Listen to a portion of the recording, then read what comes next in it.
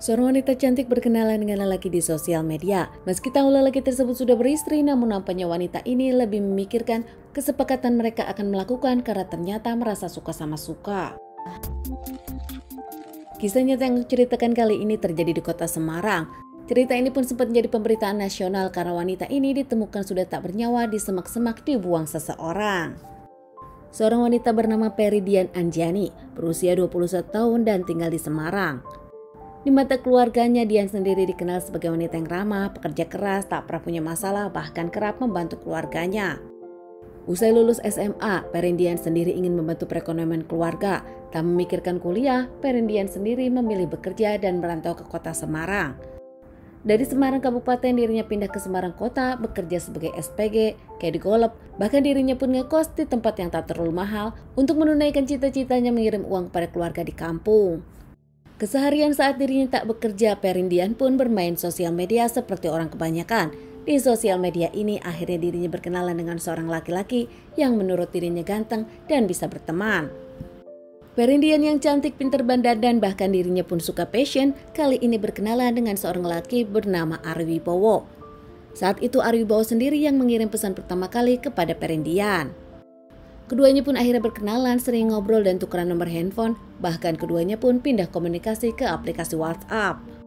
Ari sendiri adalah seorang laki-laki berusia 30 tahun, dirinya tinggal di Wonosari Wetan di daerah Semarang. Sudah punya keluarga, punya satu istri dan satu anak, nampak semuanya baik-baik saja. Dirinya pun bekerja sebagai manajer di salah satu hotel Semarang. Ari dikenal oleh para tetangganya sebagai laki-laki yang pendiam, tak banyak bergaul dan tak kenal dengan para tetangga. Namun dikenal baik dan tak pernah neko-neko, tak pernah ada masalah, bahkan keluarga mereka pun terlihat selalu akrab. Meski di sosial media pun terlihat kalau Ali sudah punya istri, namun nampaknya Peridian tak masalah. Dirinya di awal menganggap semuanya hanya berteman. Lama-lama obrolan Peridian dengan Ari pun nampak menjurus ke hubungan intim. Keduanya pun membicarakan kecocokan, bahkan akhirnya keduanya pun berencana bertemu. Saat makin dekat dan merasa cocok, mereka pun akhirnya akan berkencan. Mereka berjanjian di salah satu hotel di sore hari di tanggal 31 Juli 2018. Perin datang ke hotel tersebut memakai taksi, sementara Ari kesana pulang kerja dengan menggunakan motornya. Sesampai di hotel, mereka berdua pun bertemu, dan tak lama mereka pun langsung ke lantai 2, langsung ke kamar hotel. Di dalam kamar hotel, keduanya pun ngobrol basa-basi lagi dan tak lama, di antara keduanya melakukan hubungan selama 2 kali. Saat Perin ke kamar mandi, Ari Christian pun memberi minuman yang berisi obat tanpa Perin tahu. Usai Perin keluar dari kamar mandi, Ari Christian pun meminta sekali lagi kepada Perin dan mengungkapkan fantasinya. Bahkan saat itu pun fantasi yang dimiliki Ari disetujui oleh Perin. Kali ini mereka melakukannya dengan tangan Perin terikat, bahkan kaki Perin pun terikat. Kali ini Ari Christian dengan Perin melakukannya dengan penuh kekasaran. Meski saat itu Perin merasa kesakitan, namun Ari tak peduli. Hingga akhirnya beberapa kali Ali pun nampak dan memukul.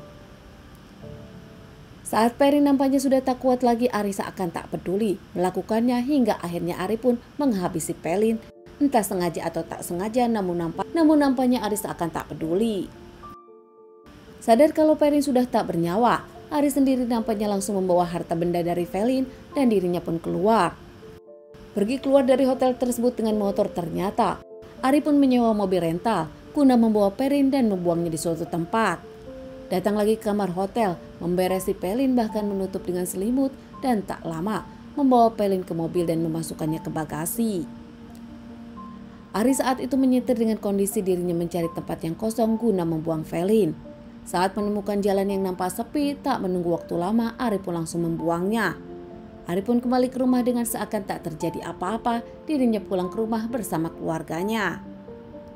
Sementara keesokan harinya ada salah satu warga yang menemukan kondisi Perin sudah tak bernyawa di tempat tersebut. Warga tersebut langsung melaporkan kepada pihak kepolisian hingga pihak kepolisian datang menyelidiki kasus ini. Tak ada identitas di jasad Perin, namun pihak kepolisian menemukan sendal hotel yang dipakai oleh jasad tersebut. Tak lama pihak kepolisian ke hotel tersebut dan cek CCTV. Berkat kerja keras pihak kepolisian dan kerjasama dari pihak hotel, Perin terlihat dengan seorang lelaki yang ternyata setelah diselidiki, laki-laki tersebut adalah Ari Christian Wibowo. Mengetahui identitas lelaki tersebut, seminggu kemudian Christian berhasil diamankan di kos-kosan persembunyiannya. Nampaknya saat itu Ari Christian kabur dari rumahnya sendiri dan memilih kos-kosannya demi ketenangan.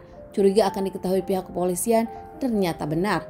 Ari sendiri diamankan pihak kepolisian saat tengah bersembunyi. Saat diselidiki, akhirnya pelaku pun mengakui dirinya menghabisi Pelin. Motifnya saat itu dirinya ingin melakukan hubungan dengan kekerasan namun tak terkendali. Tak hanya itu, usai diselidiki ternyata Pelin adalah korban keduanya. Motifnya sama, ingin melakukan hubungan dengan kekerasan sesuai fantasinya dan tak hanya itu, ingin mengambil harta benda dari korban. Diamankan terkait permasalahan ini, Ari Christian Wibowo pun disidangkan dan menjalani beberapa kali persidangan. Hingga pelaku pun akhirnya divonis dengan hukuman 20 tahun penjara. Keluarga dari Pelin pun sedih tak mau memaafkan tersangka. Pelin yang menjadi tulang punggung keluarga usai dirinya lulus SMA kali ini ditemukan tak bernyawa membuat keluarga sedih kehilangan Pelin untuk selamanya. Sementara istri dari pelaku pun tak menyangka sang suami punya fantasi lain dan bahkan melakukan kejahatan seperti ini. Teman-teman, sekian dulu bahasan kasus yang aku bawakan kali ini. Semoga ini bisa dijadikan pelajaran untuk kita dan ditunggu bahasan kasus-kasus selanjutnya.